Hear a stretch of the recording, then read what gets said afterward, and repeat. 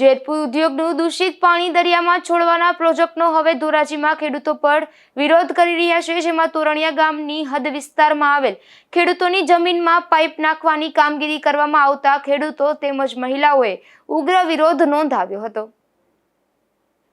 ભાઈ ગીગાભાઈ ભળલિયા અહીંયા બીજું ત્રીજું ખેતર મારું આવે બરાબર. ભાણાનો બાજરો કે બાજરો વાડ નાખ્યો અને બાપનો બાજરો વાડ નાખે, પછી આ લાઈન જાય એમાં આ કાલે હટશે તો જેમ ઉબેણમાં પાણી જેમ ખેતરમાં બધાને પાણી જાય તેથી શું કરું ખેડૂત? હે આ ભૂંગળા તો કઈ જિંદગી બહાર હાલવા નથી, હળી જવાના બધા. આજે શું વિરોધ હતો? આજ બસ આજ અહીંથી બંધ કરવાનું, ખેતરમાં નહીં જવા દેવાનું, બીજે ગમે જ પાણી કાઢી નદીમાં નાખી દે ને માલિકો ભૂંગળા ભલે દરિયામાં નીકળી જાય પાણી.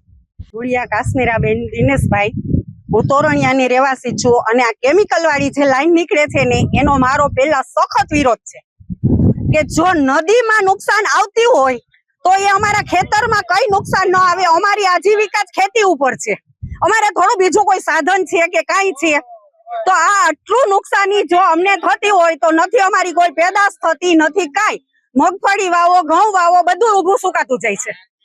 તો આ લાઈન નીકળે છે તો લાઈન ક્યારે લીકેજ થાય એટલે અમારું શું આમાં કરવાનું? અમારે રોજ થી બીન જ રહેવાનું છે ને કે ક્યારે લાઈન તૂટી ક્યારે ખેતરમાં આ આવ્યું છે ને અમે કઈ રીતના આમાં અમારી આજીવિકા હકાવીએ?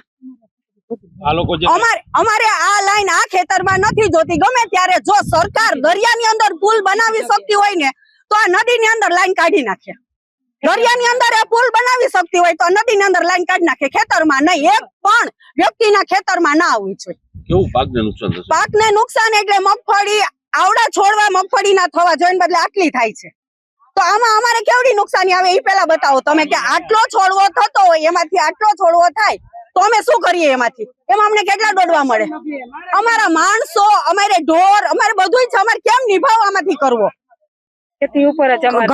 ઘઉં આજથી 10 વર્ષ પહેલા ઘઉં મારી કમરે પહોંચતા હતા. 10 વર્ષમાં આટલું નુકસાન આવતા મારા ગોઠણે ઘઉં આવે છે. તો એની આવક આ જો સરકાર દેખતી હોય ને તો એને ખબર પડે ને કે આ વસ્તુ આટલી થાય છે. ઉબેણમાં જો કદાચ સરકારે એવડા દ્વારકાના દરિયામાં પુલ કર્યું હોય ને તો ઉબેણ નદીની અંદરથી લાઈન નીકળી શકે છે. હા, અમારી વાંધા અરજી આજે 3 મહિના થયા છે કે આ વસ્તુ અમારી પાસે આ અમારા ખેતરમાં ન આવવી જોઈએ. હાલો, હું ધોરાજી તોરણિયાના ખાતેદાર રવજીભાઈ શામજીભાઈ બેડા બોલું છું. આજ 20 વર્ષથી આ ઉબેણ નદીને કાંઠે મારું ખેતર આવે છે. આ ખેતરમાં 20 વર્ષથી કેમિકલ યુક્ત પાણી આવે છે. આ પાણીની રજૂઆતો અમે ઉપર સુધી ઘણી કરવામાં આવી, ધારાસભ્ય, સંસદ સભ્ય તથા અધિકારીઓને. આજ સુધી અમને કોઈ લોકોએ જવાબ આપ્યો નથી અને બંધ થઈ જાય એમ કરે છે. અમારા ભૂસ્તર હાઉસ ચંદાઈ ગયા છે. અમે આ મજબૂરીને કારણે આ કેમિકલનું પાણી કેરાળા ડેમમાંથી લઈને અમે અમારું પિત્ત કરી છીએ. આ પિત્તને કારણે અમારી જમીન હાવ એટલે હાવ બંજર બની ગઈ છે. આજ સુધી કોઈ અધિકારી કે એસોસિએશન વાળા એમ કે છે કે અમારું પાણી તો સારું છે. એટલે ભાઈ સારું હોય તો તમે તમારે ન્યાય રાખી દો ને. આ નદીમાં હું કામે છોડો છો? આ નદીમાં છોડવાનો અધિકાર કેનો છે? આજ સુધી હજી અમે ઘણી રજૂઆતો કરી, હજી સુધી અમને કોઈ જવાબ આપ્યા નથી. આજે શું વિરોધ હતો તમારો? આજે અમારો આ પાઇપલાઇન, આ લોકો પાઇપલાઇન અમારા ખેતરોમાં નાલી ગાળી નાખવાના છે. આ અમારા ખેતરોમાં પાઇપલાઇન નાખે, બાજુમાં કેમિકલનું પાણી નીકળે એટલે અમારે તો આ ભૂખભેરા થઈ જાવ ને. અમારા છોકરાની આજીવિકા અમારે કેમ ચલાવવાની? આજ સુધી અમે આ ઘણી રજૂઆત કરી. અમે 15 વર્ષ થયા, અમે 20 વર્ષ થયા, અમારું ખેતીનું ધિરાણ નથી ભરી શક્યા. અમારી પાસે 10-10 લાખના ખેતીના ધિરાણ છે. અમે એના 40-40 હજાર વર્ષે વ્યાજ ભરી છે. અમારે વ્યાજના પૈસા ખેતીની અંદર નથી થતા તો અમારે અમારો નિભાવો કઈ રીતે કરવો? આજ અમારે બધા અધિકારીને જણાવવાનું કે આને માટે કડકમાં કડક પગલા લે અને નાના ખેડૂતને સહકાર આપે.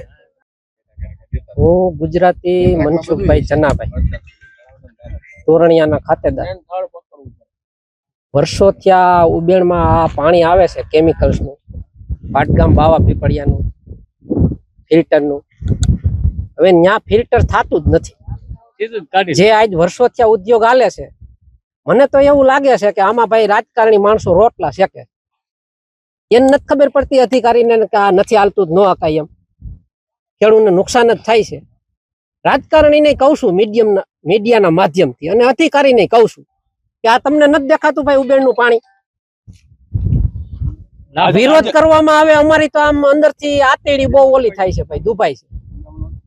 લાખો ખેડૂત આ દેખે છે ખેડૂત, રાજકારણી માણસો, મોટા અધિકારીઓ જે આ પ્રદૂષણના હોય, એને નથી દેખાતું આ પાણી?